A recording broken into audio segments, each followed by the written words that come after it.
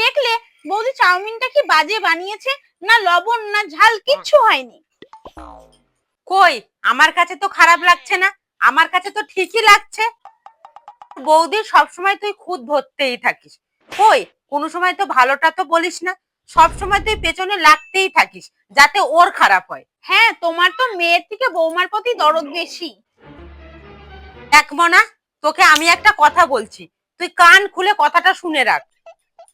তোর সাথে কথা বলে আমার মন ভরে, কিন্তু এই পেটটা ভরায় আমার বৌমা।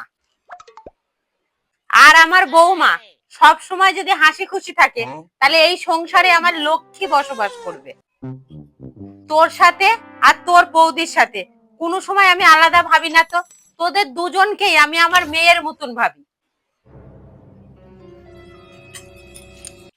এই দা মনা, এই শাড়ি দুটো খুব ভালো না বল? আমি ভাবছি আর পরবো না, এই শাড়ি দুটোই আমি তোর বৌদিকে দিয়ে দেবো। সুন্দর আছে না বল? খুব সুন্দর মা, দেখি। শাড়ি দুটো না মা খুব সুন্দর। ও মা, শাড়ি দুটো বৌদিকে দিতে হবে না, শাড়ি দুটো আমি নিয়ে নি। আমাকে না শাড়ি দুটো খুব সুন্দর মানাবে। কেন রে, তুই নিবি কেন? এই দুটো শাড়ি আমি তোর বৌদিকে দিয়েছি, তাছাড়া তোর বৌদি কোনো শাড়ি মাড়ি কেনে না, তাই তোর বৌদিকে এই দুটো শাড়ি আমি দিয়েছি। তোর আবার কি দরকার নেয়ার?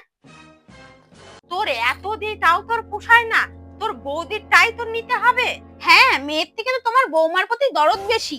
নাও, তোমার শাড়ি তুমি নিয়ে নাও, নেবো না আমি। দেখ মনা, তোকে তো আমি এমন শিক্ষা দিইনি, তুই আমার উপরে চিৎকার করছিস কেন? আর তাছাড়া তোর বিয়েও তো হয়ে গেছে নাকি? কি বৌমা, আজকে কি রান্না করছো? এই তো মা, আজকে আপনার পছন্দের লুচি আর আলুর দম রান্না করব। কি, আমার পছন্দের মতন? ঠিক আছে, তুমি বানাও। আমার পছন্দের মতন বানাচ্ছে, তাহলে তুমি বানাও। হ্যাঁ মা, আপনার জন্য কি আমি এইটুকু করতে পারি না? আপনি তো আমাকে বৌমার চোখে দেখেন না, আপনি তো আমাকে মেয়ের চোখে দেখেন। তা মেয়ে কি তার মায়ের জন্য এইটুকুনি করতে পারে না? ঠিক আছে,